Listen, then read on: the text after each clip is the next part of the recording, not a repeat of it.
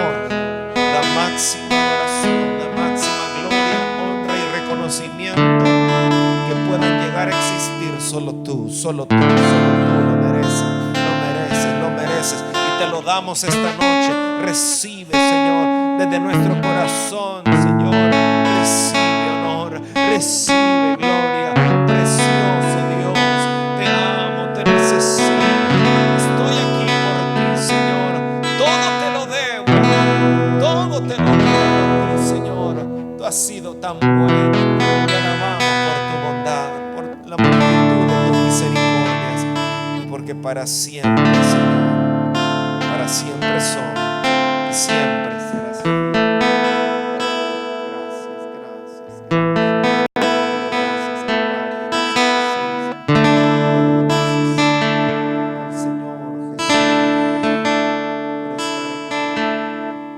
Gracias, gracias, gracias.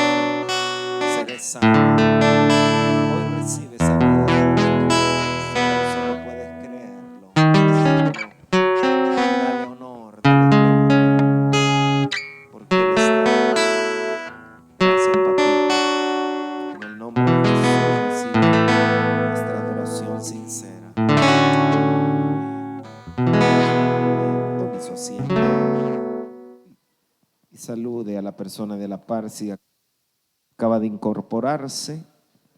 Salúdela, bendígale. Gracias, Señor.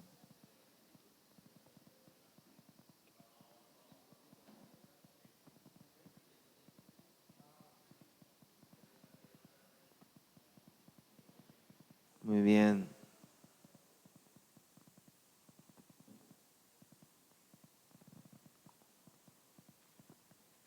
No se olvide, este 5 y 6 de octubre, nuestro retiro resplandece. Amén. Anótese, por favor, anótese. Ya puede abonar con tan solo $40, puede ya abonar. No, con lo que usted pueda, abone para reservar su cupo. Por la cuestión de transporte y toda la logística, mientras más rápido usted se anote, nos ayuda tremendamente. Así que por favor, no se le olvide anotarse para Resplandece. ¿Habrá alguien que nos visite por primera vez? Bienvenida. ¿Cuál es tu nombre? Raquel, qué bueno tenerte con nosotros.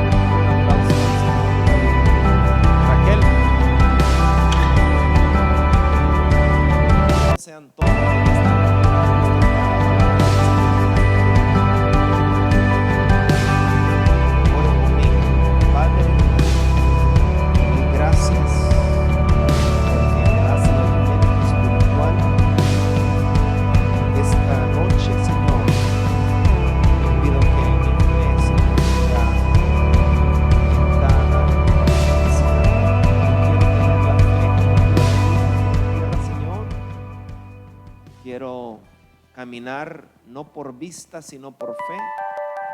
Y gracias porque hoy me acerco a ti, Señor, con plena certidumbre de fe, sabiendo, Padre, que tú tienes control de todo, que tú siempre serás bueno. Y hoy, Señor, atamos todo estorbo, toda distracción. Pedimos, Padre, que haya la mayor aprehensión para poner por obra. Señor, que nuestro corazón no sea duro, sino sea un corazón sensible y blando para tu palabra, que esta semilla pueda ser sembrada, que pueda llevar mucho fruto, Señor, para que cuando nos vean a nosotros puedan llegar a ver a Cristo mismo. Gracias, Señor. En el nombre de Jesús oramos. Amén y amén.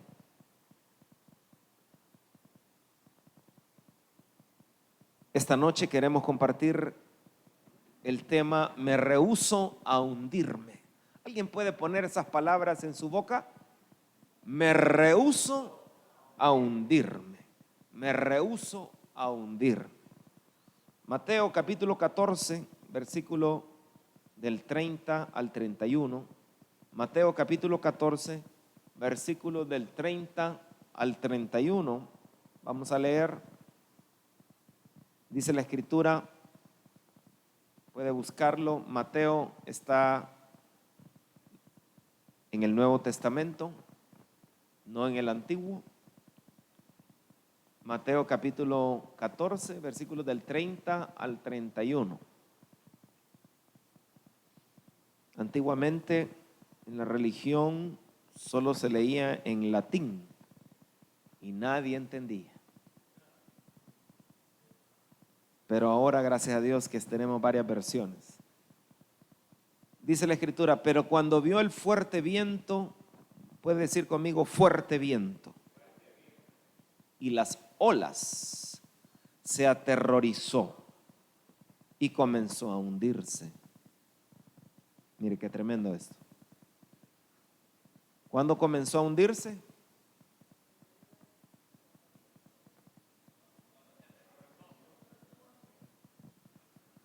Primero vio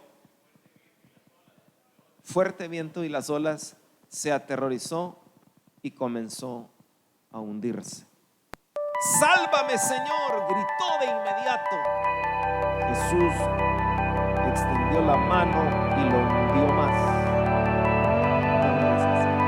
Que nosotros hubiéramos hecho eso por andar jugando. El Señor dice, lo agarró. Tienes tan poca fe. ¿Por qué dudaste? Y acá la paz. Tienes tan poca fe. Usted respóndale. Lo más que la tuya.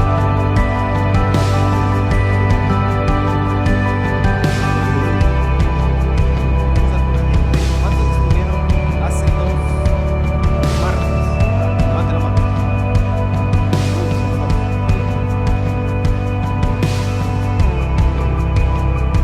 La Biblia nos enseña que debemos vivir como vivió Jesús en este mundo. Amén.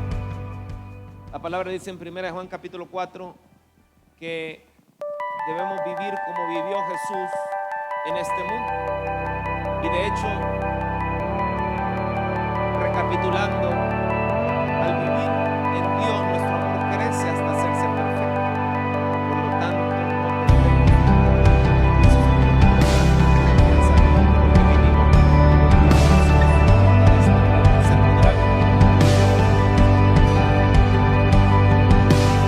como vivió Jesús en este mundo. En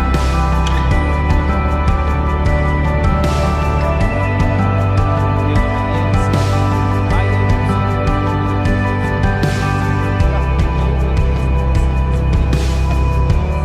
el cual no tuvo el ser igual a Dios como cosa en que aferrarse, sino se humilló. Tomó forma de siervo. Vivió Jesús aquí en la tierra como siervo, siendo el dueño de todo. Eso está como aquella serie, tal vez usted lo ha visto, de unos jefes que se esconden.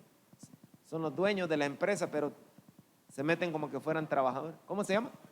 Undercover boss o jefe encubierto. Pues el dueño del universo se escondió en la forma de un siervo para tomar nuestro lugar y llevar la paga de nuestra paz. El castigo de nuestra paz fue sobre él. Pero si somos sinceros, vivir como Jesús vivió realmente implica un evangelio sobrenatural, no un evangelio natural. La iglesia está demasiado acostumbrada a lo natural y demasiado desacostumbrada a lo sobrenatural. Pero estamos entrando en un tiempo donde el Señor trae una reforma, donde un avivamiento se respira y algo nuevo viene para nuestra nación, para la gloria del Señor.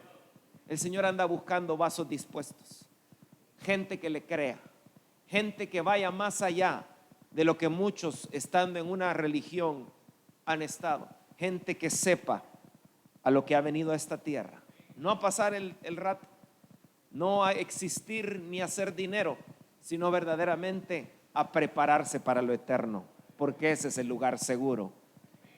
¿Cómo podemos entonces vivir de manera sobrenatural? Usted debe en primer lugar ubicarse en el reino al que pertenece. La Biblia dice que debemos buscar primeramente el reino de Dios. ¿Y cómo es el reino de Dios? El reino de Dios no consiste en las muchas palabras, sino en vivir por el poder de Dios. Una gente que vive por el poder de Dios es un poderoso testimonio para los de afuera, porque ven en esa persona cambios que solamente Dios puede traer. Usted de seguro habrá conocido gente que ha sido iracunda, pendenciera, rápidos para pelearse, enojarse, pero cuando viene el trabajo del poderoso Espíritu Santo, dejan de ser así y comienzan a ser mansos y humildes, como es nuestro Señor. Porque el cambio o el poder de Dios en la vida no solo se mide en cuanto a que usted pueda orar por un enfermo y sanar, o pueda levantar un muerto. Eso es también válido. Pero amados hermanos, el cambio que el Espíritu Santo comienza a hacer de adentro, el que hablaba malas palabras se empieza a sentir sucio, empieza a sentir incomodidad al decir malas palabras, empieza a sentir que ese no es su lugar, empieza a sentir que algo no está bien en la ecuación.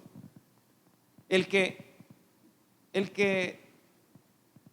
se daba al alcoholismo le empieza a sentir mal sabor a eso.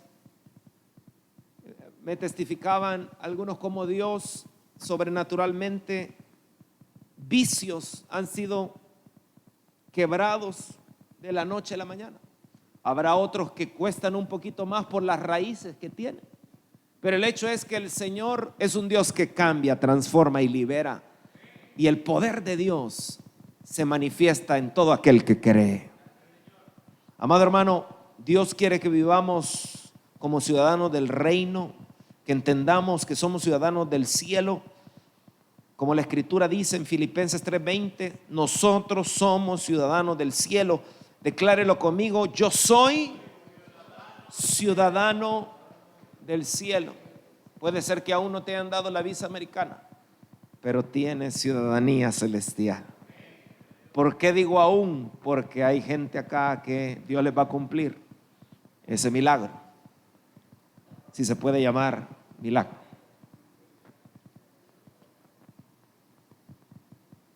Mi esposa y yo teníamos que ir a Estados Unidos a un seminario de adoración y alabanza,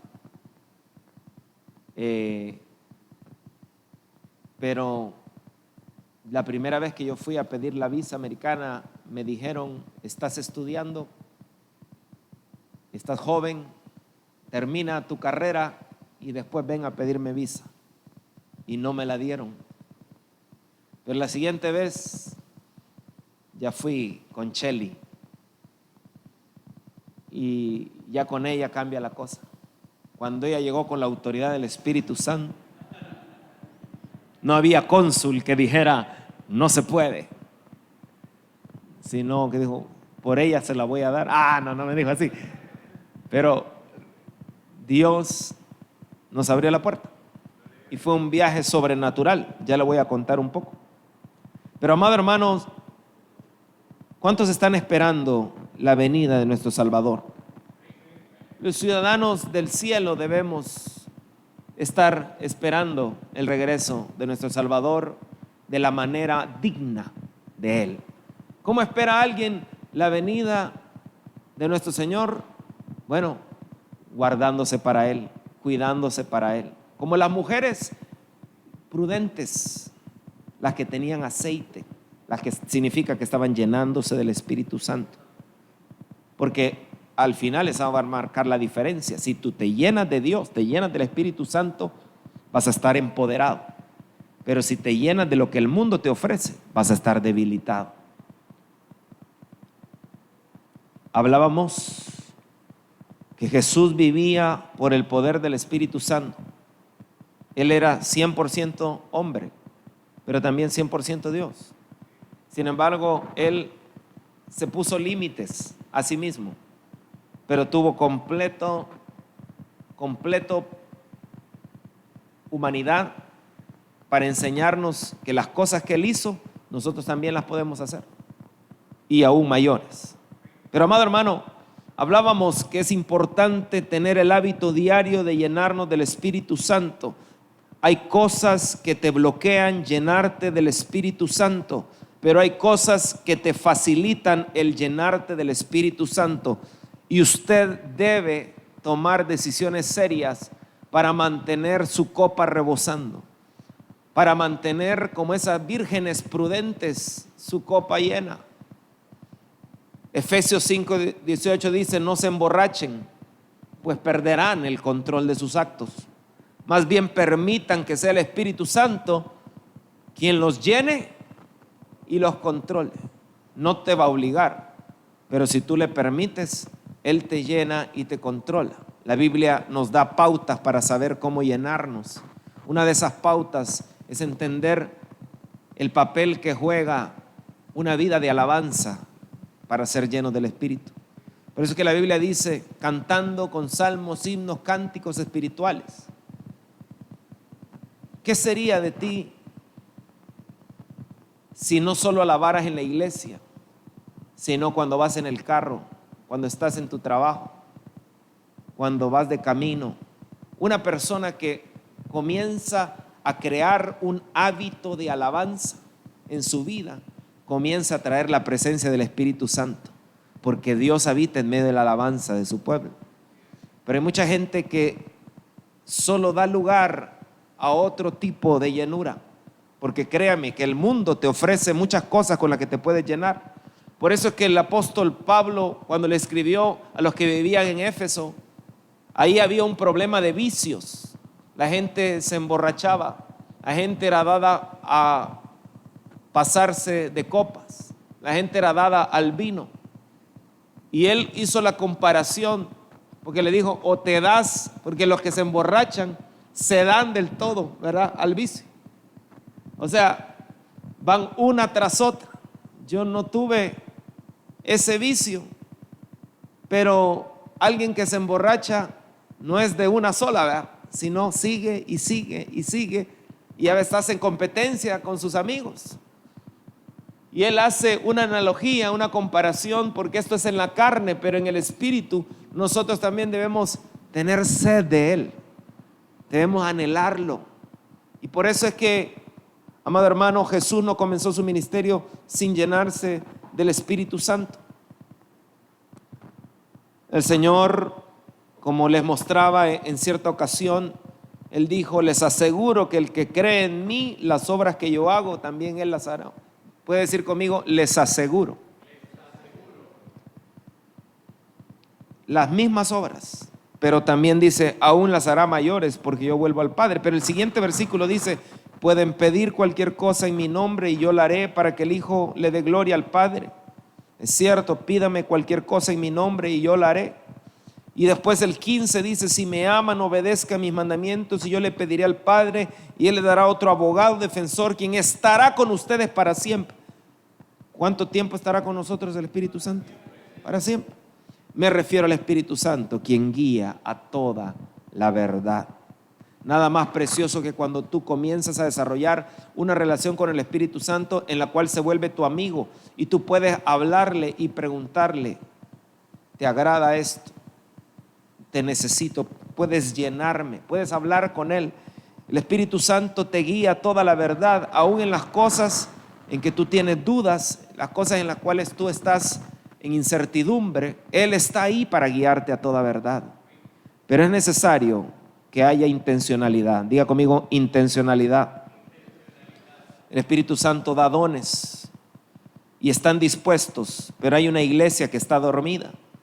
La Biblia dice, porque a este es dada por el Espíritu palabra de sabiduría, a otro palabra de ciencia según el mismo Espíritu, a otro fe por el mismo Espíritu y a otro dones de sanidades por el mismo Espíritu, a otro el hacer milagros, a otro profecía, a otro discernimiento de espíritu, a otro diversos géneros de lengua y a otro interpretación de lenguas. Y todo es para la edificación.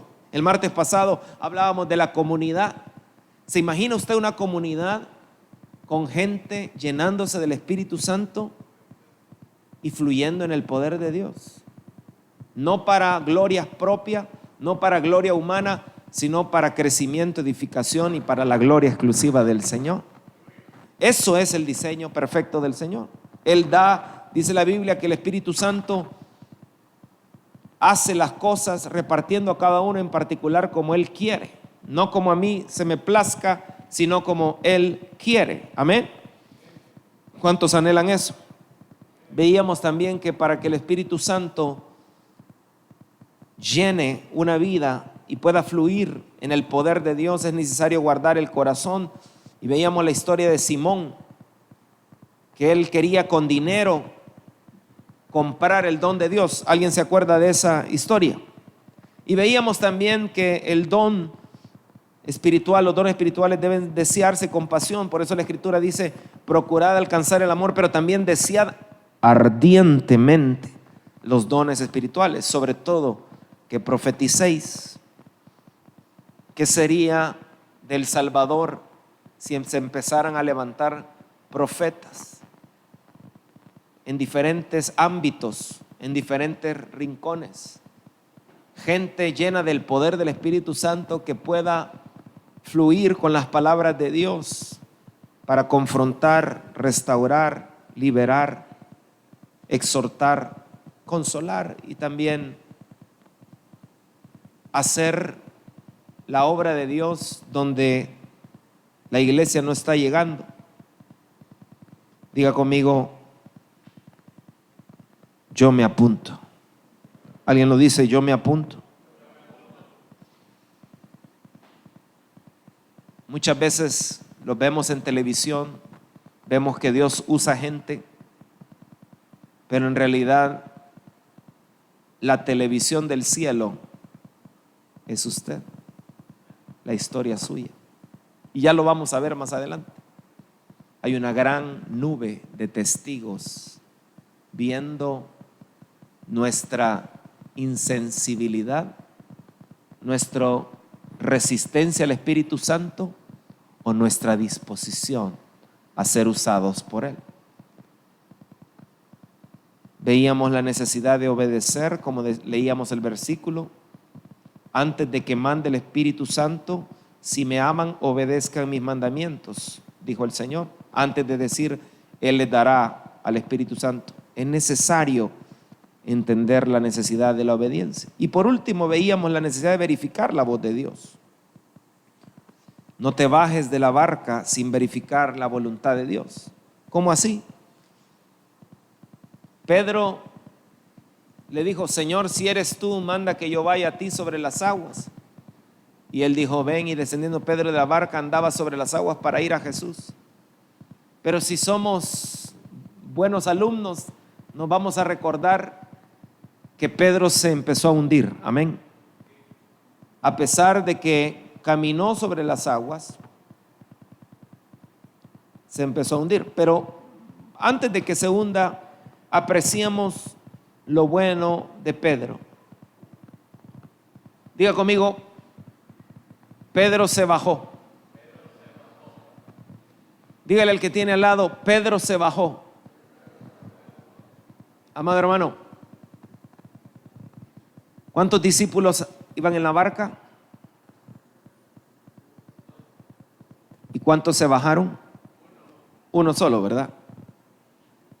Pedro, muchos pueden criticarlo porque se hundió, pero en realidad iba delante de los otros, porque se imagina el primer paso, ¿usted lo hubiera dado? Pedro fue alguien, ¿se imagina el primer paso? Lo dio. Y el segundo, y no se hundió. Y por ahí saltando los peces, tal vez. Y empezó a dar pasos. Diga conmigo, pasos de fe. Esto así es en el espíritu. Es como un niño. Tú tienes que aprender a dar pasos de fe. Entender de que si no te bajas de la barca, nunca vas a ver la gloria de Dios. Pero tienes que bajarte si Dios te dijo ven. Si Dios te dijo ven, Dios no te va a dejar avergonzado. Pero hay cosas que nos hunden, y es en lo que queremos enfatizar esta noche. Él caminó. Él iba como un bebé, tal vez, tambaleando, pero iba caminando como la hija, la princesita, que está en eso mismo, ¿verdad? Más o menos. Y en la fe es lo mismo. Tal vez al principio dije, ya me voy a caer, o así medio, pero no se cae. Mike Herron contaba una historia donde él oró por alguien y no se sanó, y terminó la actividad y dijo, ¿qué pasó? Yo estoy tratando de caminar en el espíritu. Sentí haber oído tu voz de sanar, pero después, cuando toda la gente se había ido, resulta ser que el milagro ocurrió. Simplemente Dios no quería publicarlo así. ¿Por qué razón? Solo Dios sabe. Pero de que lo hizo, lo hizo. En cierta oportunidad, un evangelista también contaba de que oró por alguien que tenía SIDA, porque el Señor le dijo que lo iba a sanar de SIDA. Y pasó al frente y oró por él y le dijo, vaya a hacer el examen. El Señor lo ha sanado de SIDA. Terminó la campaña y él lo buscó, lo contactó y le dijo, mire, es un charlatán. Aquí está él y dice aquí que tengo SIDA todavía. Y entonces él, en lugar de achicopalarse, en lugar de hacerse para atrás, en lugar de reclamarle al Señor, tenía tal convicción que le dijo, los que se deben haber equivocado son los del laboratorio. Vuélvaselo a hacer. ¿Y qué cree? No, otra vez volvió, le salió el SIDA, segunda vez. Y volvió al evangelista a reclamarle, le dijo, vuélvetelo a hacer. Y volvió 6 veces. Y en la 6ª vez ya no había SIDA. Y entonces él se preguntaba, ¿y por qué el Señor, pudiéndolo hacer a la primera, lo hizo hasta la 6ª? Buena pregunta, ¿verdad? Y el muchacho llegó y le dijo, ¿sabe qué? Todos los del laboratorio ya me conocían. Ahí viene ese, decían.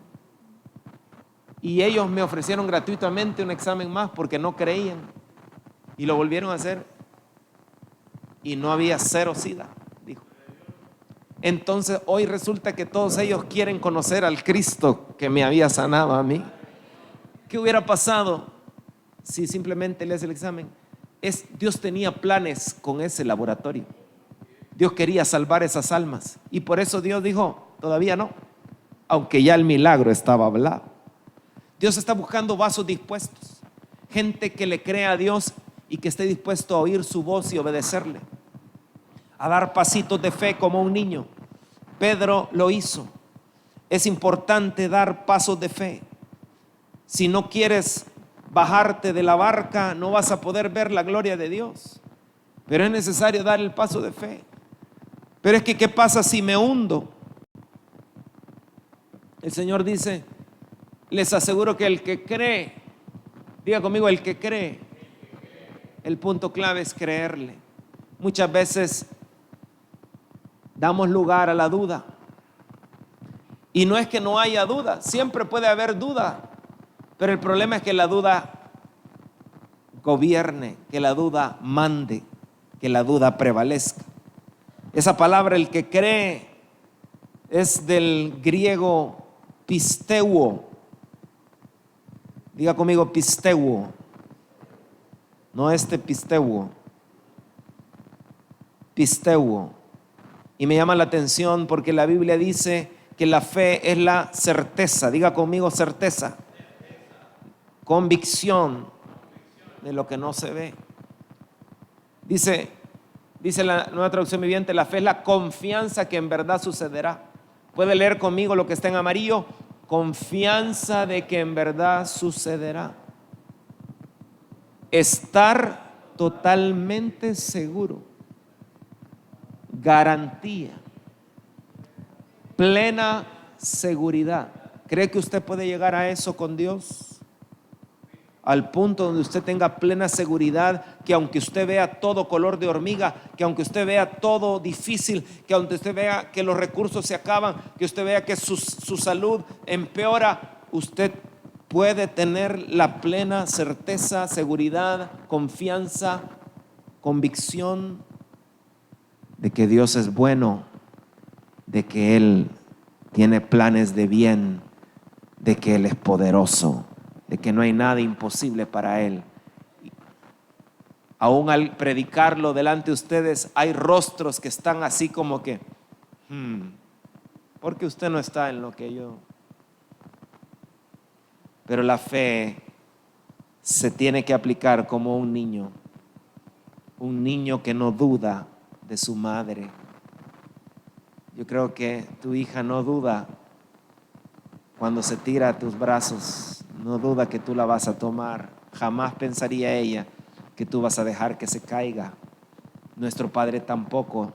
Él no es cruel, Él no es malo, Él es bueno todo el tiempo. Pero ciertamente hay cosas que son formativas para que Cristo sea formado en nosotros y que debemos ser procesados.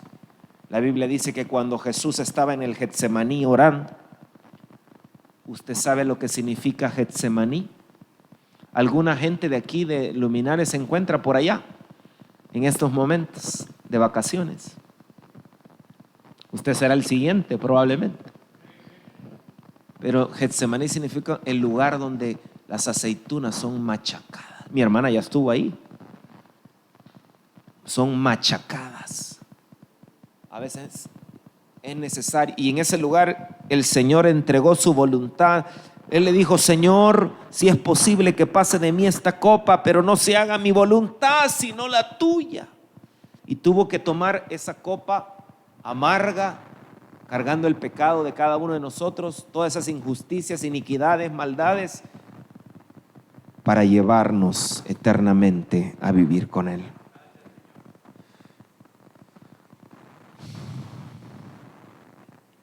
Hay cosas que apagan la fe. Hay cosas que hacen que uno se hunda. Dice la Biblia que Pedro, cuando él vio el fuerte viento y las olas, se aterrorizó. Diga conmigo, se aterrorizó. ¿Qué es lo que te aterroriza a ti? ¿Un diagnóstico? ¿Noticias? ¿Palabras del jefe? ¿Compañeros tuyos? ¿Qué es lo que te aterroriza?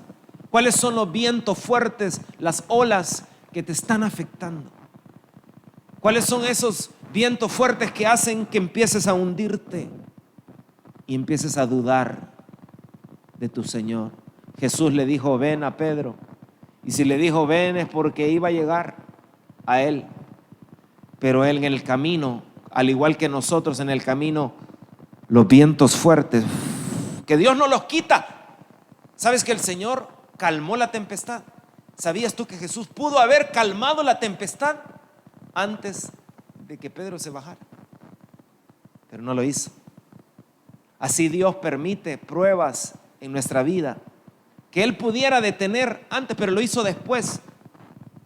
Porque Dios es un Dios que prueba. Dice la Biblia que probada nuestra fe, más preciosa que el oro. Porque la fe necesita ser probada para que sea certificada, auténtica. En otras palabras, Pedro lo que lo llevó a hundirse y le dijo, sálvame, Señor. Tuvo fe para creer que el Señor lo podía salvar, pero no tuvo suficiente fe para llegar a la meta. El Señor se lo recalcó y le dijo, ¿tienes tan poca fe? Le dijo Jesús, ¿por qué dudaste de mí? Yo creo que en el barco dijo, si este tiene tan poca fe, ya ¿dónde estaré yo que ni me bajé de la barca? Él se bajó y caminó. O sea, algo de fe tenía. Pero los otros que ni siquiera se bajaron. Y este que se bajó y caminó, el Señor le dijo, ¿tienes tan poca fe? ¿Por qué dudaste de mí? Y esta pregunta, si usted no se acuerda de nada de esta prédica de martes, ojalá que se recuerde de esto todos los días de su vida, porque no son palabras mías, sino el Señor le dice a alguien en este lugar, ¿por qué dudaste de mí? ¿O por qué dudas de mí? Si Dios tiene planes de bien para ti. Hay gente que está aterrorizada porque cree que su futuro no va a ser un futuro bueno. Piensan, ¿y qué tal si nunca me pasa eso? Si nunca tengo esto y si nunca logro esto, ¿qué tal si? ¿Qué tal si? ¿Y qué tal si sí? ¿Qué tal si Dios tiene planes de bien para tu vida? Un futuro perfecto para ti. Porque el futuro que Dios tiene para nosotros es un futuro glorioso. Pero lo que nos afecta, al igual que Pedro, y nos hunde, es cuando vemos, digo conmigo, vio. Nuestros sentidos nos traicionan. Pedro se distrajo. La palabra distraer significa atraer la atención de alguien haciendo que la parte de lo que está haciendo o de lo que tenía que hacer. ¿Qué tenía que hacer Pedro? Seguir caminando. ¿Qué tenía que hacer? Seguir creyendo. ¿Qué tenía que hacer? Seguir confiando. ¿Qué tenía que hacer? Seguir teniendo certeza de lo que Jesús le dijo, ven. Él me dijo, ven, yo voy. Él me dijo, ven, yo voy. Teniendo convicción. Él me dijo, yo estoy caminando sobre las aguas, pero no por mis propias fuerzas, sino porque aquel me dijo que fuera de él. Él me dijo y lo estoy haciendo. Pero en un momento determinado vio los vientos, las olas. ¿Qué fue lo que pasó? Se distrajo. Hoy en día Satanás de igual manera está haciendo a muchos hundirse. Muchos se hunden en el pecado porque se distraen. Las olas, los vientos atraen la atención y ya no miras a Cristo y te distraes. Antes de hundirte o fracasar en la fe, serás tentado a distraerte. Siempre antes de que empieces a hundirte en fe, serás tentado a distraerte. Pero la palabra de Dios dice, miren lo que dice Hebreos, capítulo 12. Por lo tanto, ya que estamos rodeados de una enorme multitud de testigos, hay testigos a nuestro alrededor. Hay testigos, gente que está viendo. Y tú no te has dado cuenta. Pero dice la Biblia que estamos rodeados, por eso que la televisión del cielo es usted. Veamos el programa de Mauri, han de decir, por ejemplo. Veamos el programa de Anabel, de la familia Renderos, y lo ponen en el cielo. Un capítulo más. Ay, a ver cómo va. Y ese sí es Big Brother. Es decir, es real life. Pero por eso la Biblia dice que estamos rodeados por una enorme multitud de testigos de la vida de fe. Y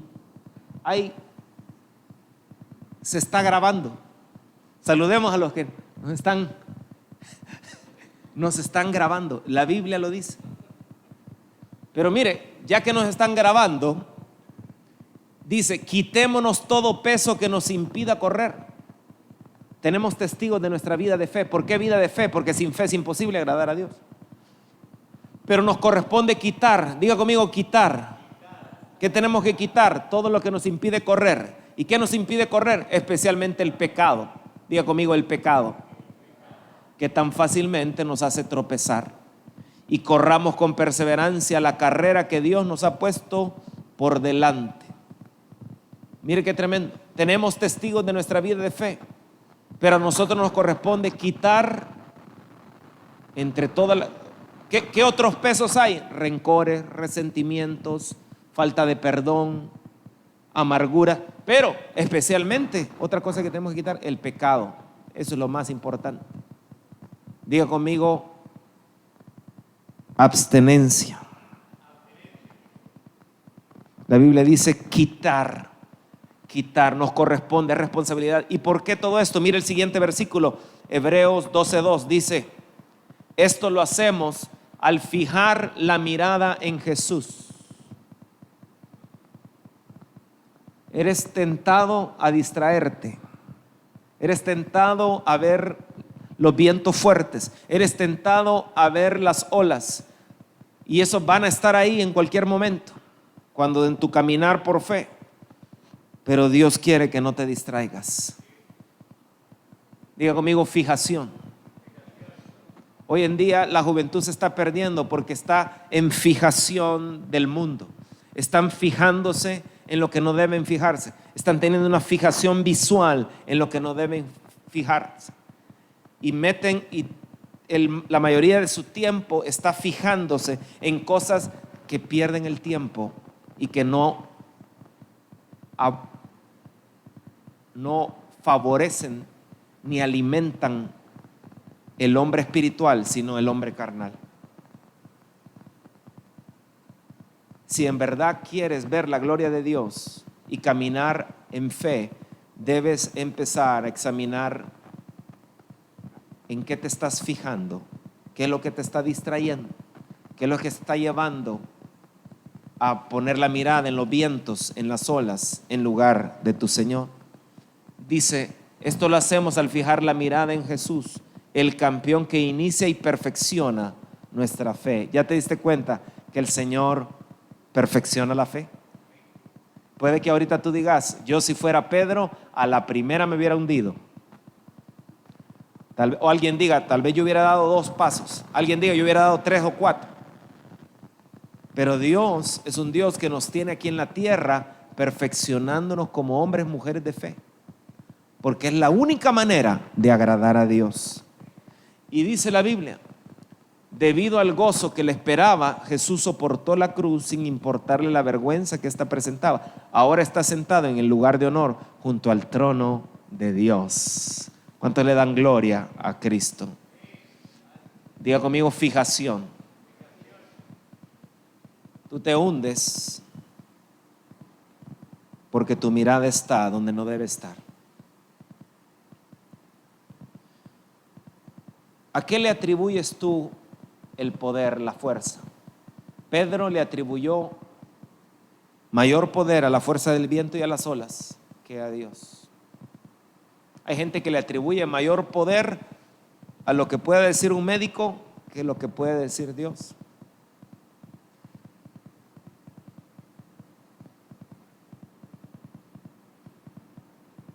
Cuando la hija de Jairo estaba enferma, le dijeron al papá, ya no molestes al maestro, porque no importa lo que él diga, ya está legalmente muerta. Pero Jesús le dijo, no temas, cree solamente. Y ese padre pudo haber dicho, Señor, tienen razón ellos, ya no te molestes, y echarse en llanto. Pero él creyó las palabras del maestro.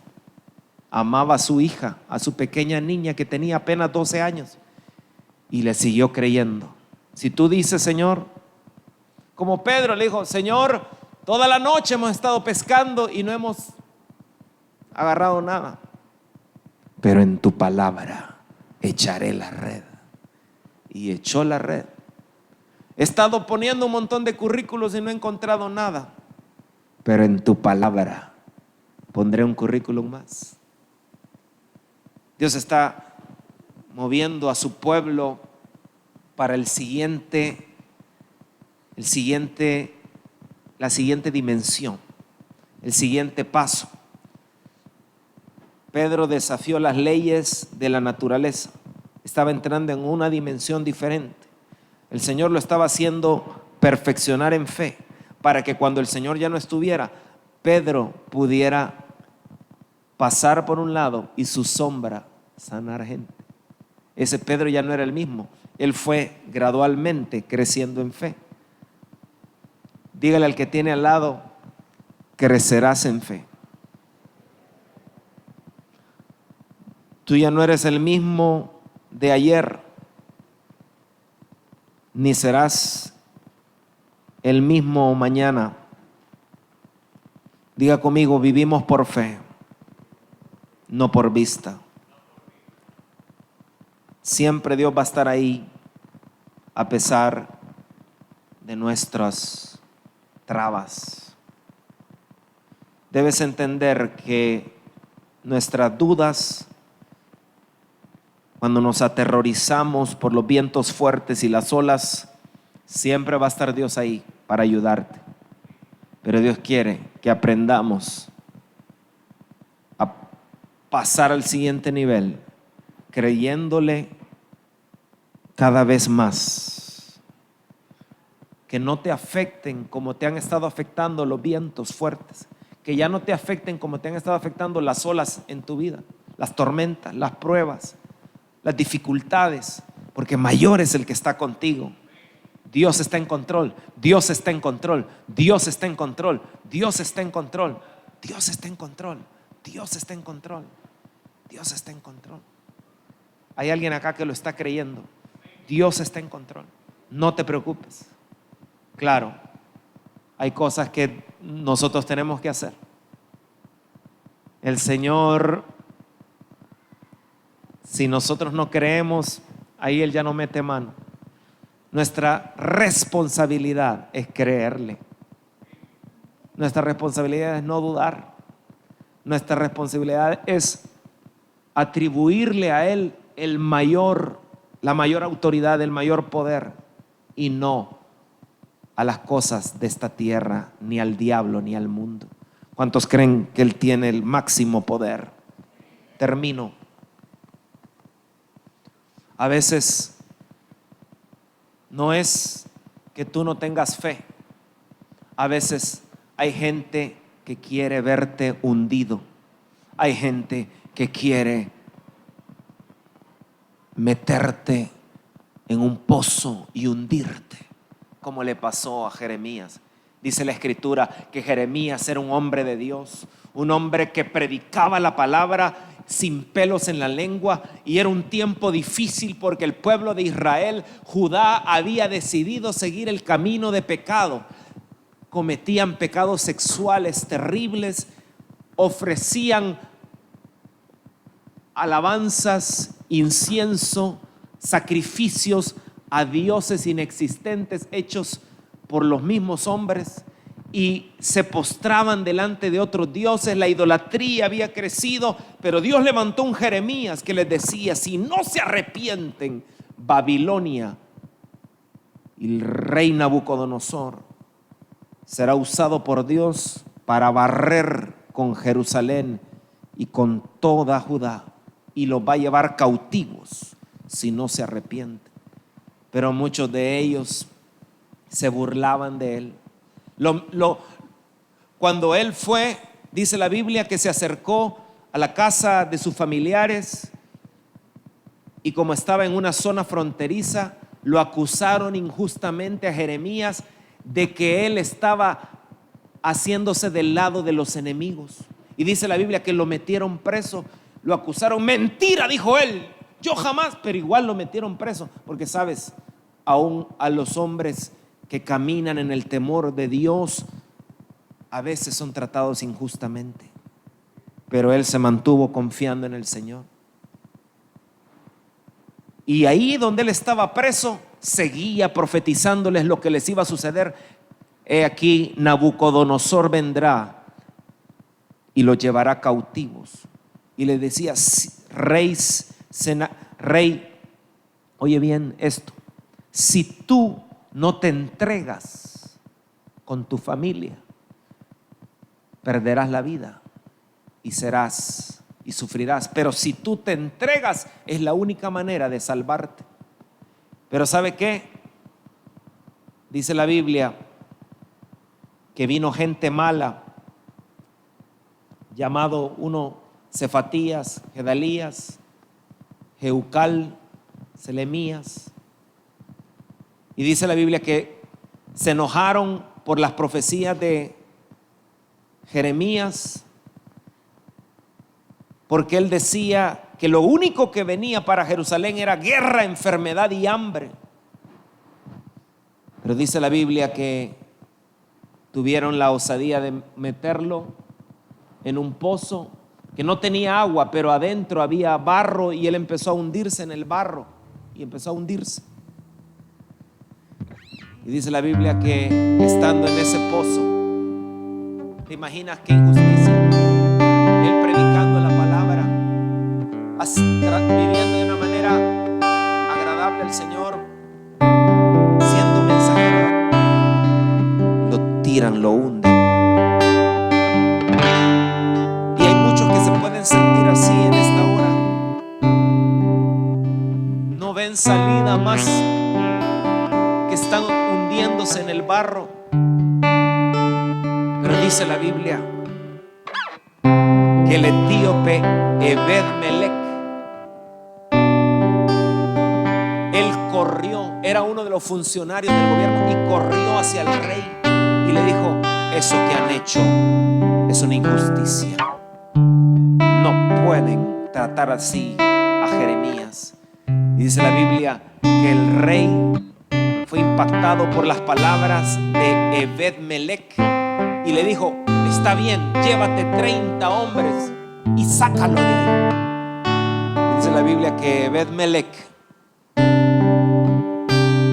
llegó con ciertamente esos 30 hombres y preparó hasta una tela, agarró trozos de tela y dijo: póntelos ahí para que la soga no te moleste cuando te saques. Tuvo hasta cuidados especiales con Jeremías, porque sabes, el Señor tiene cuidados especiales con sus hijos que le aman.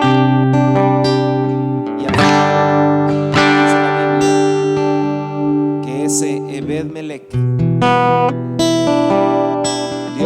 Dios le dio una palabra a Jeremías estando en la cárcel para Ebed-Melech, y le dijo: como has confiado en mí, te daré tu vida como recompensa, te rescataré y te mantendré seguro. Yo, el Señor, he hablado. Dice la Biblia que aunque se llevaron cautivos a todos,